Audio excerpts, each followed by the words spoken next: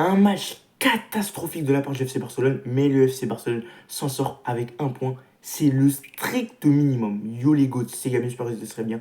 On se retrouve pour une nouvelle vidéo débrief du match entre le Barça et le Rayo Vallecano. Match nul, un partout, dans un match où on n'aura pas reconnu le Barça. Voilà, on va pas se mentir, dans un match où ça aurait été très compliqué pour le Barça, et dans un match où pour moi, c'est le pire match de Hansi Flick au FC Barcelone. On va parler de tout ça avant que la vidéo ne commence. N'hésitez pas à t'abonner, liker, commenter et partager la vidéo. Sur ce, on peut y aller. On peut y aller tout de suite.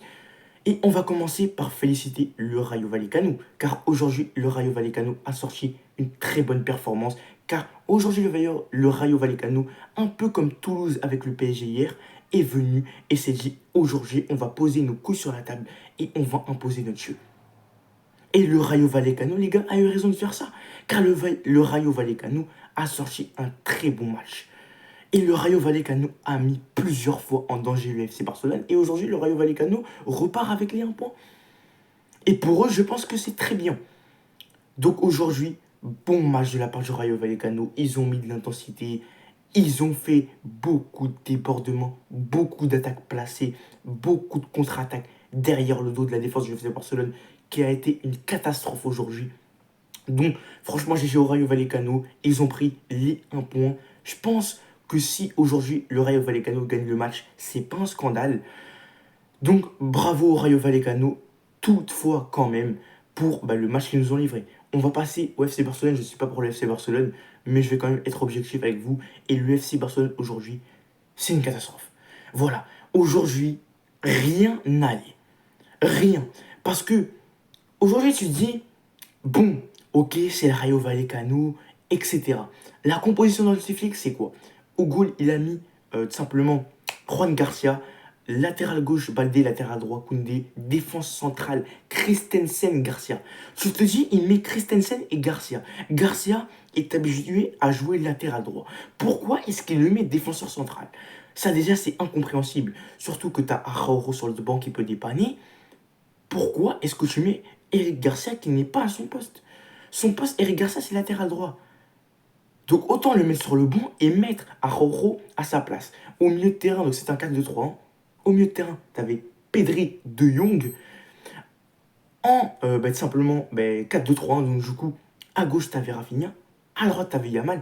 MOC, tu avais Olmo. Et en pointe, tu avais Lewandowski. Donc la composition, elle n'est pas choquante. À part en défense, où moi je ne comprends pas qu'il ait mis Eric Garcia. Ça déjà c'est la première chose. Et on va le voir juste après. Hein. Mais la défense aujourd'hui a coulé.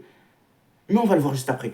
Donc oui, première mi-temps, t'as un Barça qui domine, qui a des occasions, qui essaye de marquer. Mais le problème dans la première mi-temps du Barça, c'est qu'ils ont pêché dans la finition.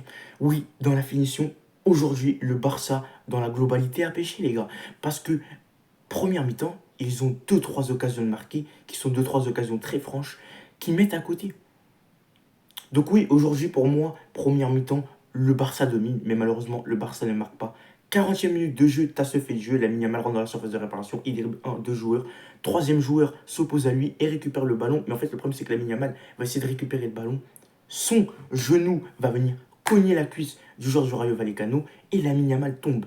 Penalty. Mais le problème, c'est que dans tout ça, il n'y avait pas penalty. Déjà, pour moi, je vous le dis très clairement. Mais le problème, c'est qu'il n'y avait pas de VAR. Vu que la machine ne marchait pas, les gars.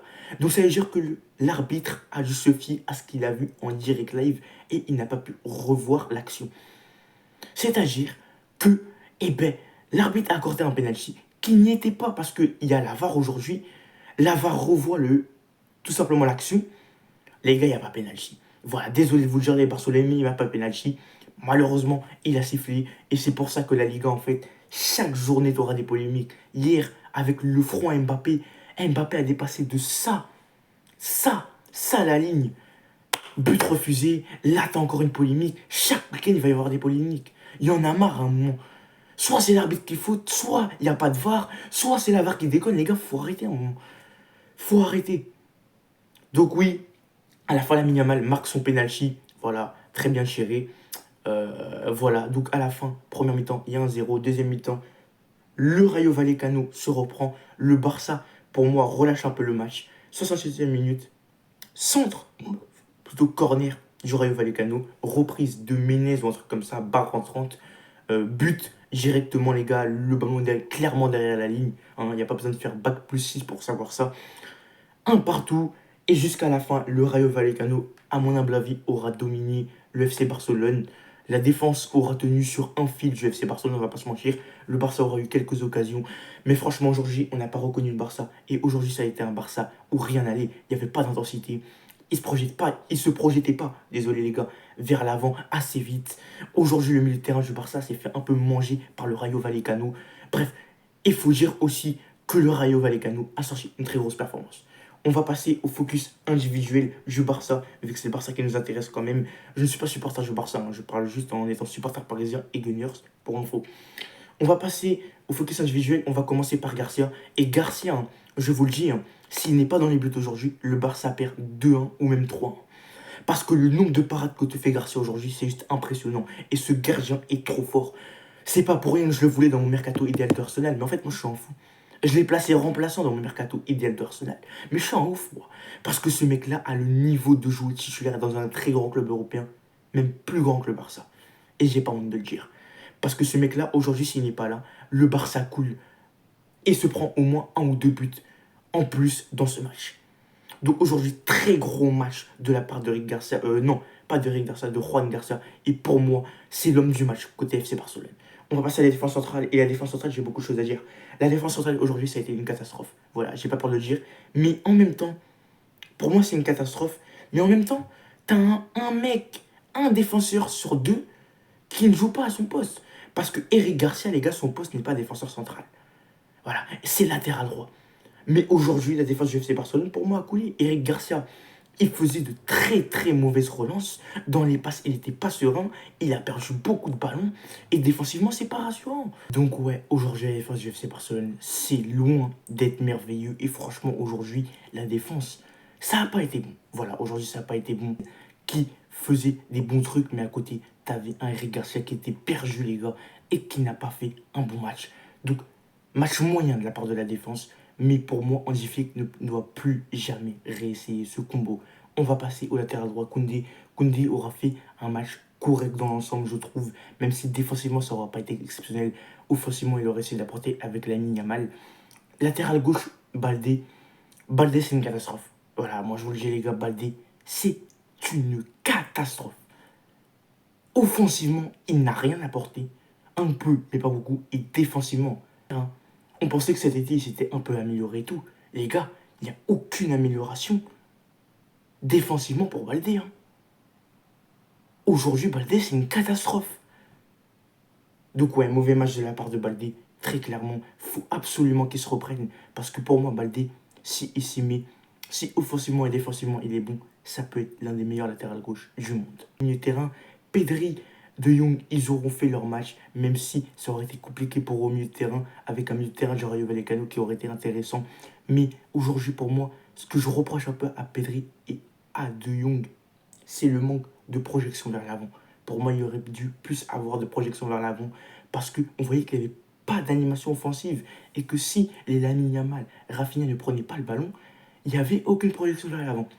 Donc bon match de la part des deux, même si pour moi, c'était pas non plus primé. Et aujourd'hui, t'as pas vu le meilleur régène de Pedri et de Jong, tout simplement. On va passer à l'attaque. L'attaque, on va commencer par Lamine Yamal. Lamine Yamal, malgré qu'il ait marqué son but, parce que s'il n'est pas là, Lamine Yamal, il n'y a pas de pénalty provoqué. Je trouve qu'il n'a pas fait un bon match. Voilà, je vais vous le dire, les gars, il n'a pas fait un bon match pour moi, Lamine Yamal. Ok, il a provoqué un pénalty, il l'a marqué. Et s'il n'est pas là, le Barça perd. Et ça, les gars, ça fait partie aussi du Yamal dépendance. Hein. Parce que tous les supporters du FC Barcelone qui me disent oui, on n'est pas dépendant de Lamine Yamal, si aujourd'hui il n'est pas là, vous perdez. Donc je ne dis pas que vous n'êtes pas dépendant d'un jeune homme de 18 ans. Mais sinon, pour moi, aujourd'hui, Lamine Yamal n'aura pas été bon. Voilà, voilà. À part dribbler et rater ses dribbles, pour moi, il n'aura rien fait. Il aura marqué un but, ok, mais pour moi, il n'aura rien fait. Donc Lamine Yamal, aujourd'hui, ça n'aura pas été bon. Rafinha, il aura essayé, mais ça n'aura pas été bon non plus aujourd'hui. Pareil pour Olmo, qui rate un tas d'occasions qu'il doit mettre au fond. Et voilà, il n'a pas du tout été bon aujourd'hui. Donc Yamal, Rafinha, Olmo, aujourd'hui, c'est pas du tout bon. Et on va passer en pointe à Lewandowski. Lewandowski, il n'a rien pu faire et il n'a pas été bon aujourd'hui. Il n'a pas été trouvé, donc on ne peut pas trop le juger. Mais aujourd'hui, Lewandowski n'a pas été trouvé. Il n'y avait aucun centre. Donc, tu ne peux pas le juger. Donc voilà. À la fin, le Barça se sort avec un point. Et pour moi, ils s'en sortent bien quand même. Parce que quand tu regardes le match, tu te dis que on pense plus pour un 2-1 pour le Rayo Vallecano que pour un 2-1 pour le Barça. En tout cas, le Barça s'en sort avec un point. Le Rayo Vallecano a bien joué. Les gars, c'est la fin de la vidéo. J'espère que vous aurez plu. En tout cas, n'hésitez pas à vous abonner, à liker, à me dire ce que vous allez penser en commentaire du match et à partager ce que j'ai fait sur ce gars Gabigno. Ciao les gars.